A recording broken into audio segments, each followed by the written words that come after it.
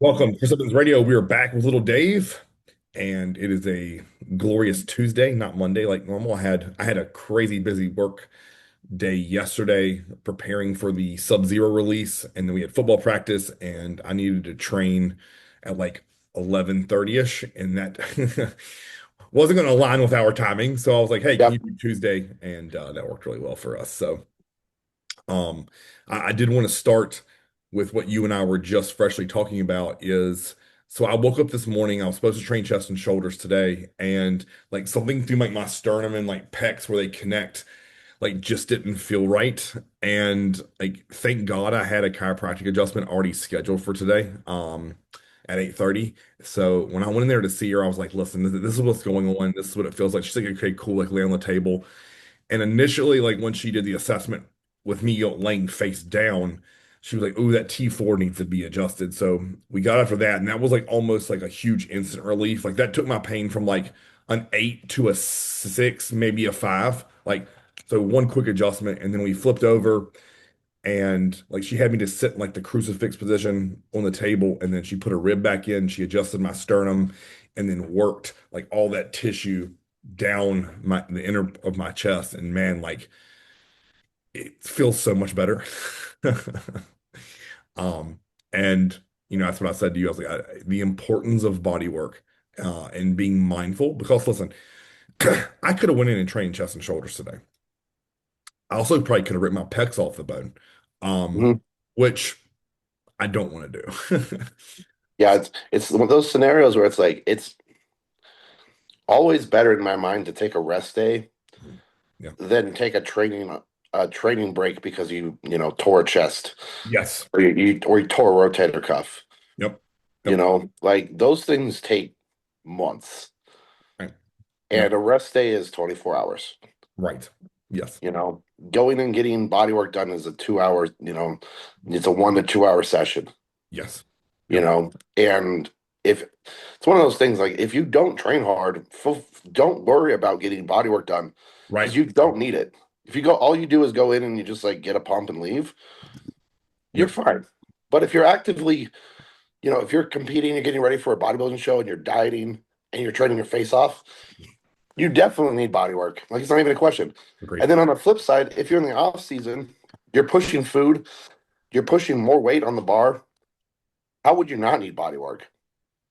Right. Like, you're Yeah. you're in both those cases, you're pushing your body to the extreme. Right. Yeah. I mean, your body's not going to grow muscle from without, a challenge. Right. Yep. And challenging yourself is going to mean things are going to get little twangs. Yep. And if you're not taking care of those turn into injuries. And then injuries turn into you not ever making progress. Yep. And let's just say the muscle isn't getting adequate blood flow. And getting that tissue open, adhesion free, and working it through different planes of motion, doing ART, doing deep tissue, like there's a reason when like you and I get off that table that it looks like we trained. Mhm. And that muscle is able to get the proper blood flow again. And I mean, there's nothing cooler to me is like when you get like your legs worked on, you stand up off the table and it's like, good God, it's road maps. And you're like, this is going to be a great week to train legs. And like, to finish up this topic, like, you know, even though my chest feels great now, I'm not going to train it today. Mhm. That's going to get pushed to later in the week. Today, I'm going to do delts and arms, call it a day. Yeah. And, she was like, Chris, you need to ice and massage gun and just rest it today and tomorrow. And I said, perfect. I said, I'll train delts and arms today, take tomorrow as a full rest day. I'll train maybe chest and back on Thursday, or I'll do legs on Thursday and then train chest and back on Friday, depending on how I feel and how it feels. Because like I'm sure I'll wake up and I'll be sore, like in a positive way tomorrow morning. So, like again, as you said, I would rather give my chest a little bit extra rest than a forced rest of having surgery. So, if this pec is over here in my armpit, like it's not gonna look good on a bodybuilding stage. Mhm. And I've worked too fucking hard for too long to develop a chest to have it disappear because I'm a fucking moron and impatient and think, oh my God, I'm gonna lose muscle. My chest isn't going anywhere. And it's because of all the things that you and I have said. It's my chest was built on 2 decades of hard training. It's not insulin, it's not growth hormone, it's not testosterone. Like my chest isn't going anywhere. Um, so fun fact for you guys out there who are terrified and petrified of losing muscle, like if you've put in the work, you've eaten the meals, it's gonna stick around. Trust me. Mhm. So all right, so the topic for today, we had a viewer question, and he said, I would love to hear you and Dave talk about reasons why you would suggest someone quit bodybuilding, meaning competitive bodybuilding. Um, because I will start here. Like, I don't think anyone should ever quit the endeavor of improving their body. So, regular weight training, eating nutritious meal plan, and doing regular cardiovascular activity, taking health supplements. I don't think anyone should ever quit that because that's a lifestyle to me that is very sustainable. And that's a lifestyle that is going to lead to high quality of life. Now, on the flip side of that, competitive bodybuilding is a completely different story to me. So Dave, if you had a client and they were giving you emails over the course of a few months and you begin to see the conversation, their brain, their bodies lead in a certain direction, what are some like red flags you would look for when you're going to start thinking about like, maybe competing isn't for this person, at least temporarily in the short term? Lack of structure. Yeah. That's the biggest one. I mean, if your life is so crazy, like, you have kids, you have a job, you have all these other things, what you can't, I'm not saying you need to set aside, but you can't periodize in a correct, in a fashion that allows you to bodybuild correctly. That one is just going to hurt you so much worse because you're going to end up putting your relationship on the back burner. You're going to put your kids on the back burner. Yeah. You're going to put your job on the back burner for zero reason. Right. And in all cases, probably to lose a show because if you're not structured and in that way fashion, like you're not doing everything you can for bodybuilding. Agreed. You know what's funny is that's very similar to what I was going to say. Number one was for me is if you're destroying everything in your life around you, that's Yeah. a big red flag for me.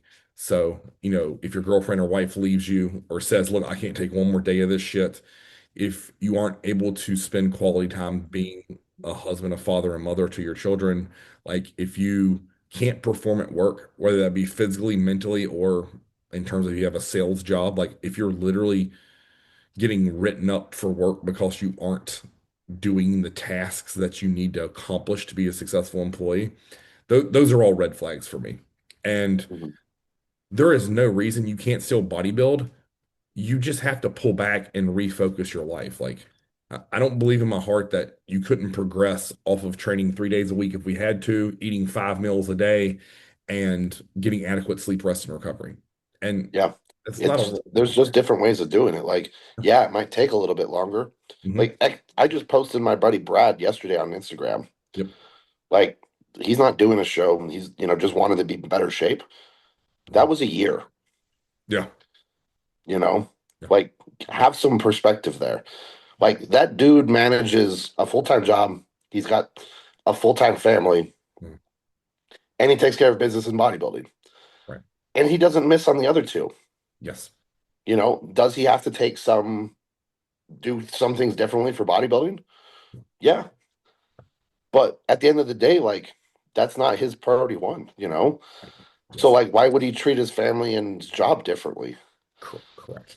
You Yep. know? And like you just said, pulling back a little bit on the bodybuilding side so you can sustain the other ones really well doesn't mean bodybuilding is not moving forward. Right. It's Yep. going to be at a different pace, Yes. and if you can't come to terms with that, like, you obviously something needs to change or you need to, really look at your goals. Yeah. What's really interesting is when I was really building my personal training business, there were periods of the year like when my schedule was batshit crazy, and I would put legs on a Friday night. I would train back with my buddies on Saturday morning. I would take Sunday fully off to like regroup for the week. And then during the week, I would only train chest and shoulders on one day and arms on the other. So both of those sessions, like chest and shoulders was never going to take me more than 80 minutes, and then arms was going to be an hour. So in terms of my actual like busy work week, I didn't have that much bodybuilding to do because I knew I took when I got off work on Friday, I would crush legs. And if it was 3 hours, it was 3 hours. I didn't give a fuck because I had nothing to do that night. And then on Saturday, we would hammer back after I trained clients all morning into the afternoon. And Again, nothing to stress about. So then you just take your two, what I would consider like fun workouts, put them in your work week, and then I'm not missing meals. And at that time in my life, I was having three liquid meals and three solid meals. So again, is that perfect? Would I want to do three liquid meals again? No, I wouldn't. But it's better than only having five meals. And that's how I looked at that. Um, and again, like some people would say, Chris, like your bodybuilding probably took a hit. And if progress was at like say 75%, my business was growing at 100.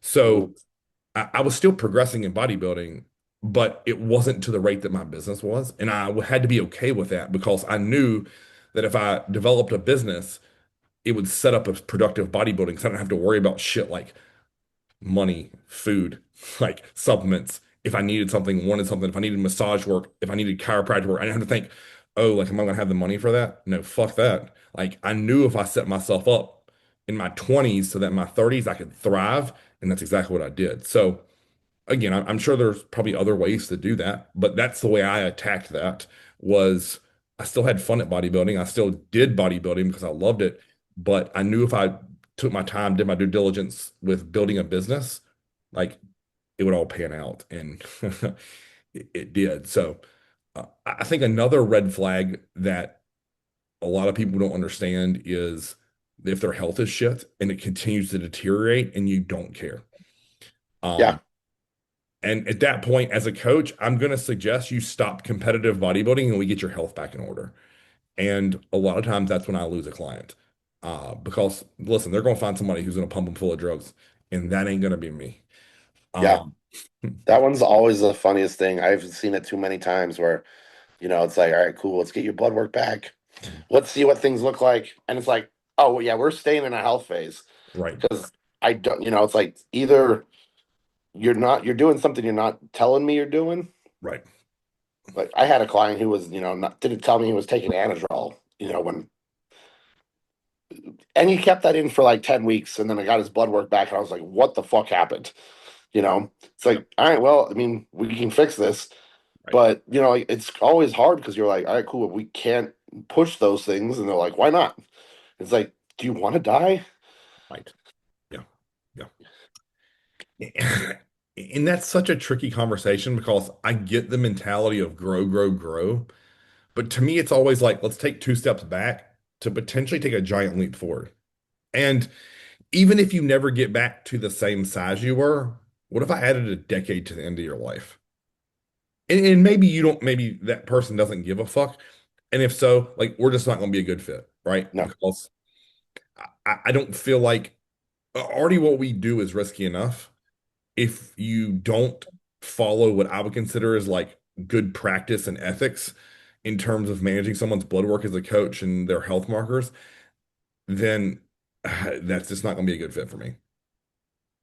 Because we can do this the right, what I consider the right way.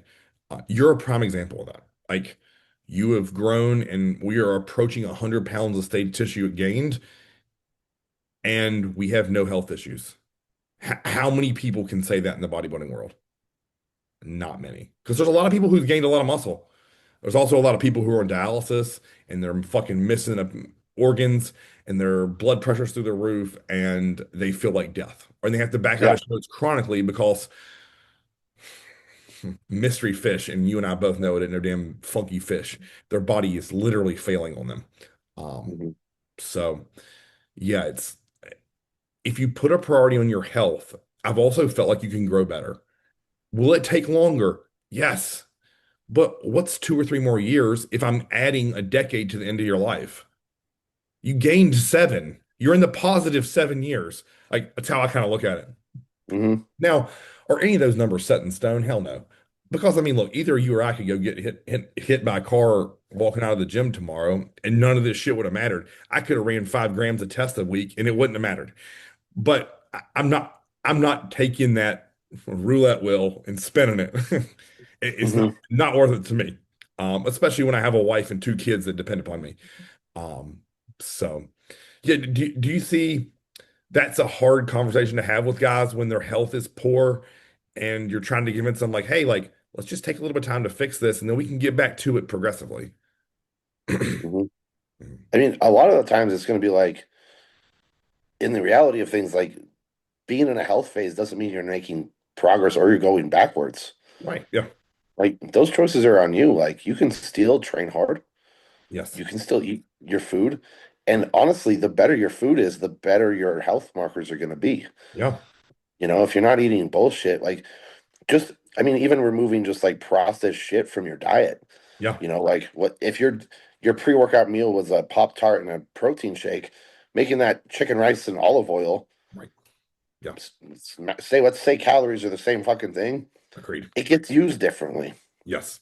Yep. Like we all know what, omega sixes and processed carbohydrates are not great for your HDL, No. and neither is bodybuilding, so it's like maybe pull some of those out. Right. And I think like kind of piggybacking off these health issues, I know we don't have a ton of female listeners, but like if you are losing femininity, that's a conversation you personally are gonna have to have with you and your spouse. Like that's something I try to do my best in maintaining or at least upholding. But at some point, I've had women that are like, I don't give a fuck, let's grow. And I'm like, okay, cool. Like this is what's gonna happen because they aren't side effects, they are effects of the drugs. And that's a tough reality, I think, for some women to come to terms with. Like, and as I've said plenty of times, like, there's no putting the toothpaste back in the toothpaste holder. Like, when it's out, it's out. Like, when your jaw is square, it's square. When you have a deep voice, it's deep. When you have facial hair, it's there. So, yeah. Can you get laser hair removal? 100%. But especially if you're looking at things that are making you drastically more masculine, there's no going back. Um, so in my mind, what I always tell those ladies, like, find your line and don't cross it. And that line may move depending on how close you are to an Olympia or how close you are to winning an overall or a national show. Like you may say, I'll take a couple steps over and then I'll have to pull back a bit. Like, so I don't think losing some femininity is a reason to quit bodybuilding, but I think it's the thing that kind of felt like the right place to put that. 100%. It's definitely a factor that, Yeah. it needs to be a card that's played. Yeah, right. Right. That's something that John always did really well is he had, a good group of women who maintained femininity. And then sadly, I think when he passed and a lot of them left, went to their coaches, we saw that slowly go south a little bit. And you could see the benefits of his slower, methodical approach. Uh, Yeah. so Well, the thing is, like with all drugs, I mean, it's crazy. I mean, we live in a world. I see so many things on Instagram. Like, I just saw a post like this morning scrolling, and it was talking about like things you need to diet effectively with your mitochondria health. And it was like a slew of peptides. And it right, was just like, why don't you just fucking learn how to eat and train? right, Is that too difficult nowadays? right. Like, I'm not saying those are bad things to use. Like, cool. Like, we know what NAD, glutathione are fucking great. Yeah. Help with mitochondrial health. Yes. But like, it does fuck all if your diet and nutrition aren't and training aren't in play. Like, it's one of those things. It's just like you can definitely bolt a spoiler on a Honda Civic. Right. Does it need it? Fuck no. It has 90 horsepower. Right. What downforce does it need to keep it on the road? Correct. Like you being in the car is enough downforces. Right. Yeah. You know what's really funny is God, this is a complete side tangent, but you said something you saw on Instagram. There was this young kid. He posted a video of him leg curling the stack with the gym pin and a bunch of weight on it, and then doing like RDLs like 4 plates and a quarter, right? And then he showed a picture of him hitting a side leg in the side chest, and his hamstrings were garbage. And he's like, I guess my genetics are just bad. Like I can't grow hamstrings. And man, like that makes me so sick to my stomach because these fucking science kids, and that's who he is, they have no patience and they think, oh, if a body part doesn't blow up in 3 to 6 months, it's genetically inferior. My word, take a deep breath and give it time. Like, Mhm. I, Shit, my legs were my worst body part when I started bodybuilding. right, I, right, I, I train them like once every 10 days now. yes, It's, they're still probably my best body part. right, yeah. And it just it goes to show you like the immaturity of posts online because how many people, like I was reading through the comments and people were like, yeah, man, like you're so strong, like you just have bad genetics for hamstrings. And I'm like, well, step one, you aren't posing your hamstrings properly. So let's start there. You're literally trying to flex a hamstring from the side. You're not driving your back leg into it. Of course, it's not hanging down. So you are already at a disadvantage. Two, like, have you ever considered that the hamstring needs more time or might need more volume or might need a different approach? Like, God forbid your standard progressive overload top set back off doesn't work for a body part and you have to get creative that they view non-scientific. Uh, Fun fact, like, not every body part grows exactly the same. And I know they want to put everything in a nice little cute box and bow it up and say, Dave, if every body part's going to grow in the 4 to 6 rep range and you just got to keep getting stronger on it, awesome. If that worked, my back would have been blown out years ago. It wasn't. Mhm. So, you know, Yeah, if that it's one of those things. It's like, well, why are my rear delts solid? And the only way I train them is in like the 20 plus range. right.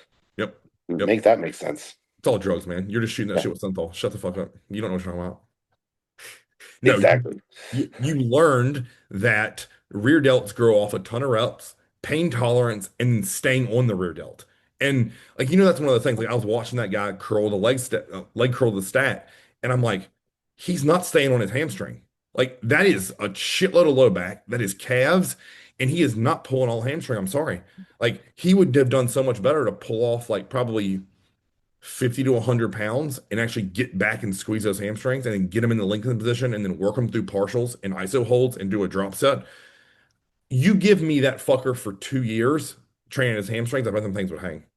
But he's not going to allow that to happen because he already knows the right way.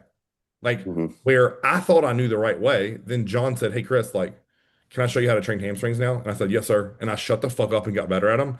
And then guess what happened? 5 years later, I had hamstrings. 5 years, not 5 months, not 5 weeks, 5 years. Yeah. Fuck, man. Yeah. Idiots. Stop it. If this is a slow process for most of us. We aren't Hmm. Phil Heath. Like we aren't Nick Walker. Like we aren't gonna blow up like a mutant. Like so. All right, back at hand. Fuck. 5 minute, 20-minute rant. All right. So what are some more things that you look for, Dave, where you would suggest someone step away from competing?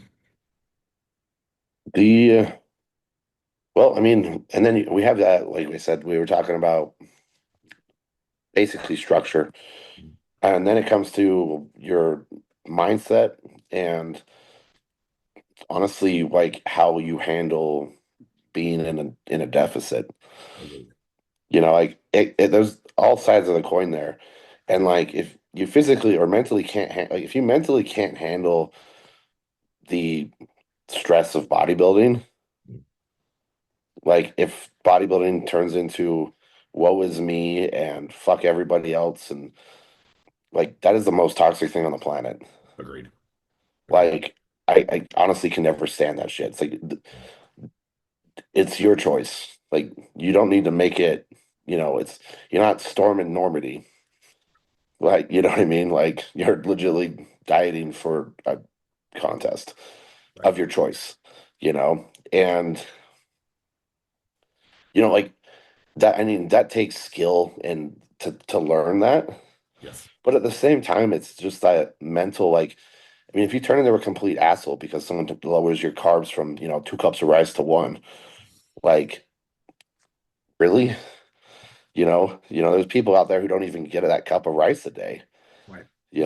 and the, I mean, if you can't get out of that headspace and all you think about is your next cheat meal, food, and in that process, you're just alienating and avoiding people, like, you probably shouldn't be doing this. Agree.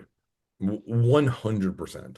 Like I I try to tell people like if your headspace is already fucked up and then you add food deprivation and increased supplements, it's not going to go well for you long term. You are literally going to push everyone in your life out.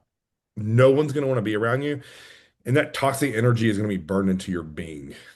Yep. And listen, a plastic trophy, a pro card isn't worth that.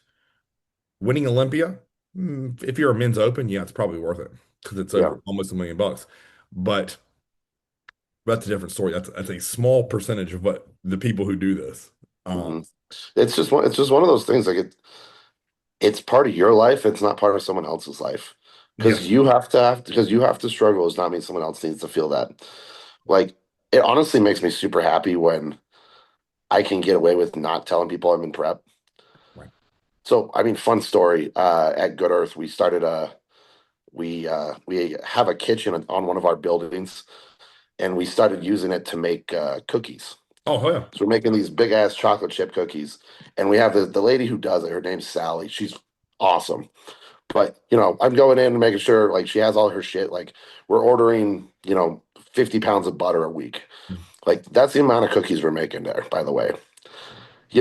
And about a week out from my show, she's like, Dave, are you getting ready for something? You look like you're pretty lean. And I was like, oh, yeah, I leave for Vegas on Monday.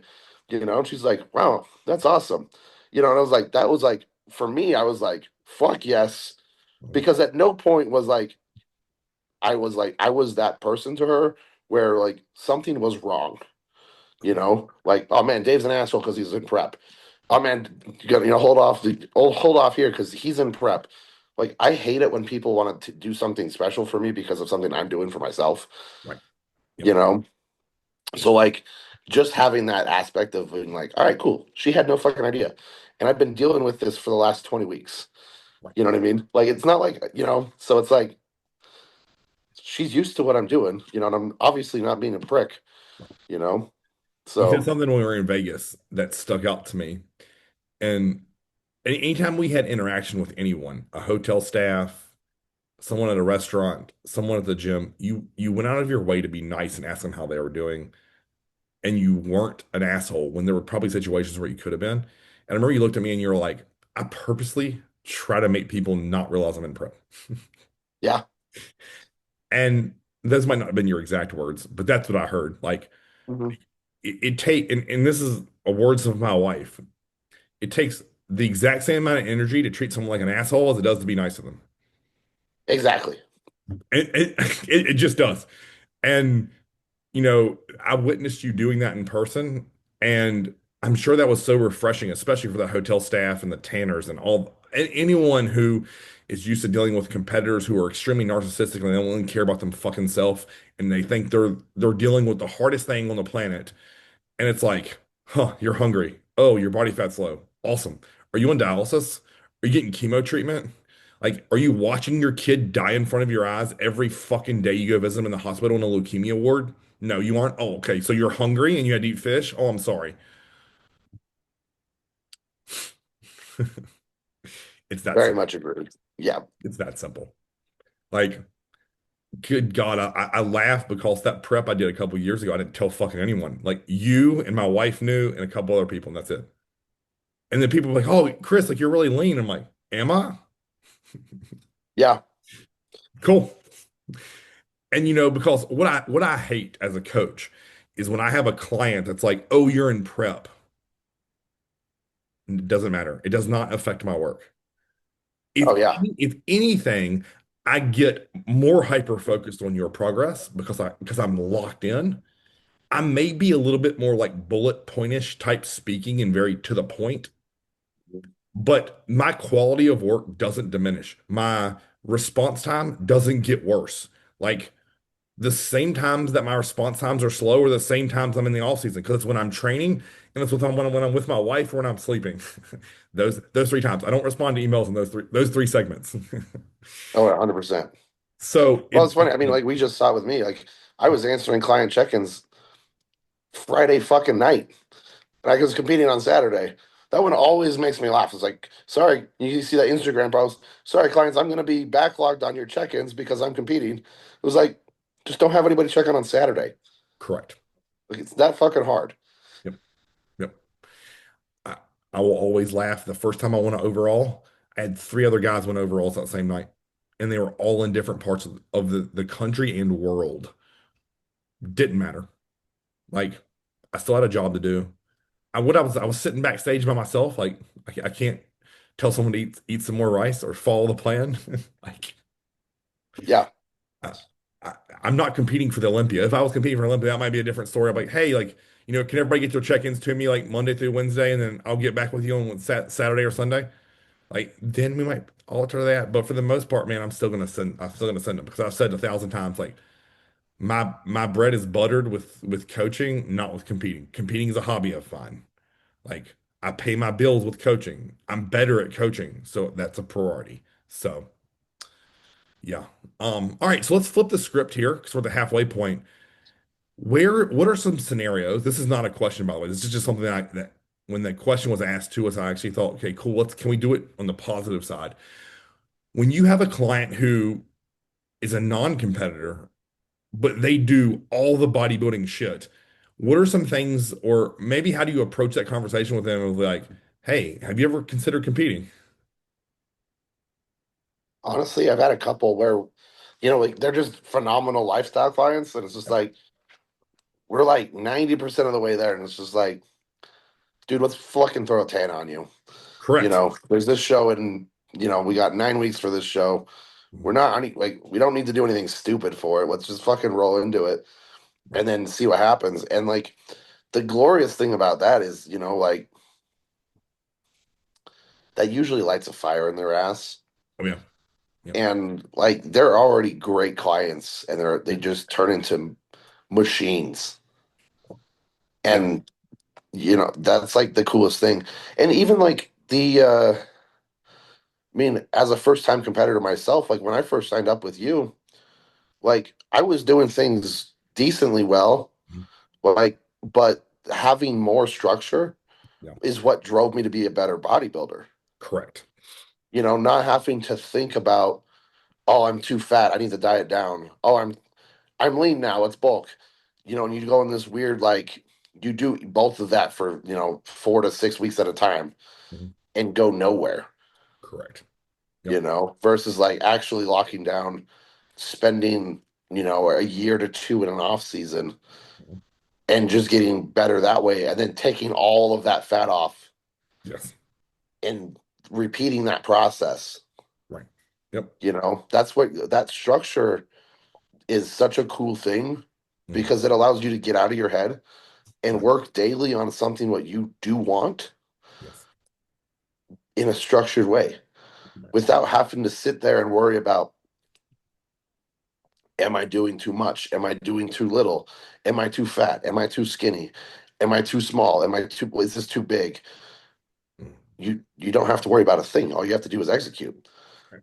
And that makes, I mean, that's why I mean, that's how we progress. Yep. No one's gonna progress if you're like, oh, this is good enough. Right. Whenever you say that, you're not gonna progress. Agreed. Yep. It just won't happen. Yep. Like you'll train yourself to the point of good enough, Mhm. and that's gonna limit you so much. Yes. Yeah. Everything you just said there was correct. And always it kind of goes by feel, right? It's like you said, like you're 90% there. Like we get you pretty lean, we get you pretty big, you're progressing with muscle, you have good shape now. Like you eat 41 out of 42 meals on spot, you do your cardio, you train 4 to 6 times a week. What's the difference? Like we're just gonna have a rabbit we actually chase now, as opposed to a target that's always kind of moving. Like now I get to light like what I consider like that athlete flame inside your body again. And it's like, okay, cool. Now, like we're going to compete in a show on October 1st. Hmm. It's time. In 8 weeks, you're going to be up in there in posing trunks with your glutes exposed, being judged solely on how you look and how hard you dieted, trained, and worked for the last 24 weeks, potentially your whole life of training. Exactly. It's like you said, like it gives them reason and purpose to like go that little bit of extra. And I know that some people think they may not need it, but when you set that show date, I'm telling you, you find another gear. Super true.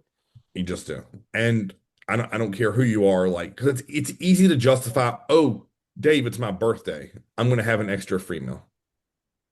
Where you and I both know if it's my birthday and I don't get a free meal, I'm not eating one. In the off season, listen, I'll have a free meal on my birthday. End of story. I won't think twice about it. But in a contest prep, fuck no. I've sitting there eating fish and asparagus with Angel on my birthday. I don't know how many times. Mhm. And no No, one, it's actually funny. Lisa threw a candle and a fucking piece of chicken for me for my birthday.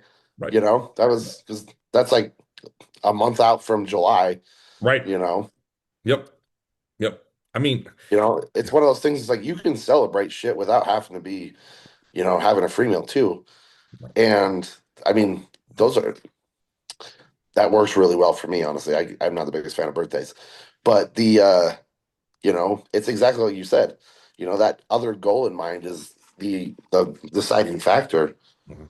Yep, yep. It's that driving force that me like when my feet hit the ground in the morning, I want to attack.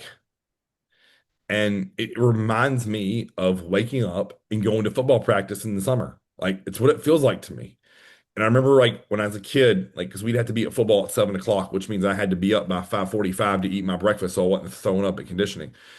And like, it reminds me of sitting at my parents' kitchen table eating and thinking, okay, in 45 minutes, I need to go lift the most amount of weights possible, and then I need to run until I can't fucking see straight. And that's what bodybuilding is to me. And that's why I like chasing that shit. Like it's a little bit different structure now, obviously, like because I'm not going to weight train at 7 o'clock in the morning, but it's still the same premise. Like we had a season, we had an off season, we had a preseason, and then we had games. And it was like bam, bam, bam. So to me, like bodybuilding, like it just replicates that in my brain and it scratches that itch of like training for something that's bigger than me. And I know a lot of times like that might go over someone's head because like, oh, Chris, bodybuilding is an individual sport. Yeah, you're right. It is. But at the end of the day, like I represent my brand as a coach. I represent Mountain Dog and I represent my dad's name that he gave me. And I refuse to put out a suboptimal product in terms of effort.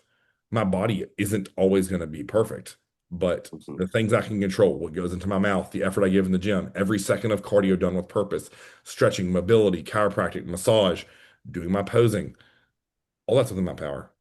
And that's what competing gives me. Like, I think you or I, you take the stage away, we're still going to be psychopaths in the gym. We're still going to eat our meals, but it's just a different level, man. Like, it just is. Yeah. So with the clients who are on the fence, I mean, what's the worst thing that happens? You set a date, you work your face off for it, and then you don't do it. All right, cool. Mhm. Or hear me out. You do it, you win, and you're like, that was fucking awesome. And then you just rinse and repeat. And then the next thing you know, 5 years later, you're turning pro. And then 5 years later, you're competing on a pro stage. And you're like, man, I would never thought I was going to be here a decade ago. Mhm. I don't know. It's like, I guess my thought process is like always like, what do you have to lose?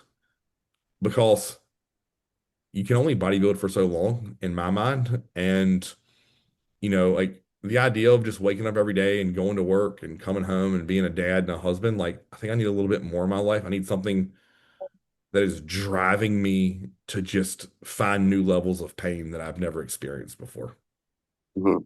So, yeah, how about you, man? Like, is there anything that you think once you decided like, hey, I'm gonna chase turning pro or I'm going to chase getting a pro level physique that you feel like it flipped and gave you something like an edge that you didn't have before? Honestly, I'm really similar to you. I didn't really even get in this. Like, if I didn't change my body from training hard, I'd probably still be doing it Right. Yep. because I love how I fucking feel when you Right. get done with a leg, like, like a back or a leg day where shit was hard and was heavy and you went places you didn't know you could have gone. Right. Like I know people do, like, people run for that same reason. Right. I mean, when I was younger, I used to run a lot Mm. and I enjoyed it for that reason, more of the, just the physical mental push Right. than like actually running. Like I've Mm. never enjoyed running in my life, but No. I like pushing myself. Correct. Yes. And bodybuilding is that outlet for me Yeah. Yep. because the I mean, prep is that exactly. You got to push yourself to an extreme Yep. while also systemically fasting. Yes. You know, like you're not only playing it on playing a game what's hard, but you're playing it on like expert mode because you're like, okay, cool. I'm gonna do this hack squat with 6 plates aside, but today I get 100 grams of carbs, Right. and I'm gonna do better than my off season. Right. You Yep. know, that's where I'm like, this fucking fires me up. Yes. You know, like it's one of those things. Like that's why I got into bodybuilding, is because I enjoyed fucking training. Yes. Like if, like you said, if this sport didn't exist, I'd be that weirdo at the gym just trying to be a monster. Correct. You Yes. know, the bodybuilding is just a side effect for me. Right. 'Cause- Agreed. Agreed. so it's one of those things. It's just like I could give a shit about. Like I like competing because of the challenge of getting there. But like being on stage, I'm like, fuck that. Like, the least enjoyable thing for me. When I finished training legs last week, I texted you and I was like, I hit a PR on leg curls on adductor, and I hadn't done what I did on hack squat since John passed. And I can't remember. I think my carbs were at 50 pre-lift. Mhm. I love what you said. Like, here's what I always envision. Tie two hands behind my back, and I'm still gonna fucking win. Like, and I think, I've said this before, like, I feel like I'm just too stupid to accept failure. Like, Mhm. and that's why I always say, like, you need a bit of dumb meathead in you in order to be good at this shit. Because all logic will say, Chris, take it easy. Chris, your legs are your best body part. Chris, like, you don't need to lift 6 1/4 plates on hacks today with no spot. Well, no, I don't have to. You're right. But I did. And getting in my truck, just demoralized physically, but mentally, I was on cloud nine. Like, Mhm. like you're like, fuck, that was cool. And it was Yeah. just, but it was between me and me. Like there were only two people in the gym that day, and we weren't even in the same room together. Yeah. Like no one knew what I did except for me. Mhm. And that's fucking awesome. Like that is bodybuilding, right? Because I remember watching those old Frank McGrath videos in the black and white, and it's him in a gym alone. And it's like, no one knows he's here right now. I remember watching those, like, man, God, like, no one sees how freaky he looks, and he doesn't give a shit. Like, I don't Well, it's know. one of those things. I remember during COVID, I had access to a couple different gyms, but I'd go in and train, and I'd be the only one there. Right. And we do. I remember, like, hell, me and Brad trained together a couple times, Mm. and it was just like we're the only people in this gym, and there is no reason for us to do this Right. outside of just sheer enjoyment. Right. You Yep. know, like there's literally nothing pushing us to do this. In fact, it was probably illegal. You Right. know, and we still found a way to do it. Yeah. And that's the only way you can explain that is just like passion, Yes. you know?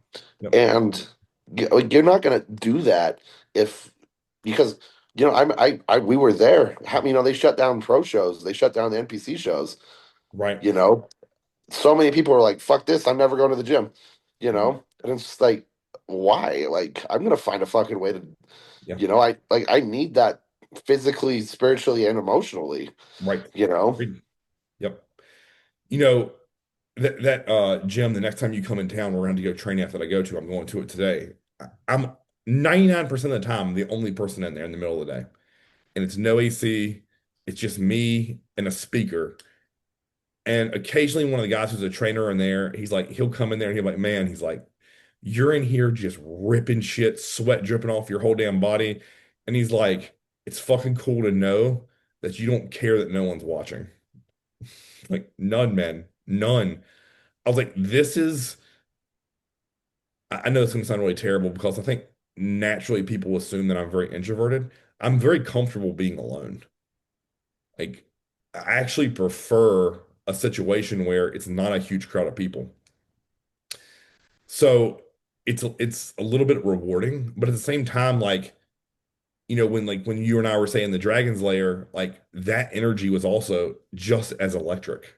When you and I were at Elite FTS and that gym was packed to the brim, that was an electric environment and I enjoyed it, right? Yeah. But there's something like that reminds me of maybe Dorian Yates being in that gym alone that allows me to connect to a spot in my brain that a busy gym doesn't. And, again, I don't really know that most people will be able to experience an empty gym like that ever. Um, but it's something that I actually am very grateful for portions of my week. So yeah, I mean, I think as a whole, competing as a bodybuilder doesn't bring me the joy that following a plan does.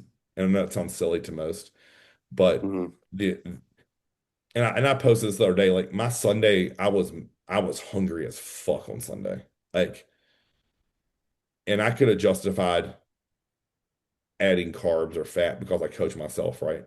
And I didn't. And I remember when I brushed my teeth in the night, I just kind of chuckled and looked in the mirror and I'm like, today I won, motherfucker. Like, I beat this. And so many people, I think, don't get that enjoyment out of that I do.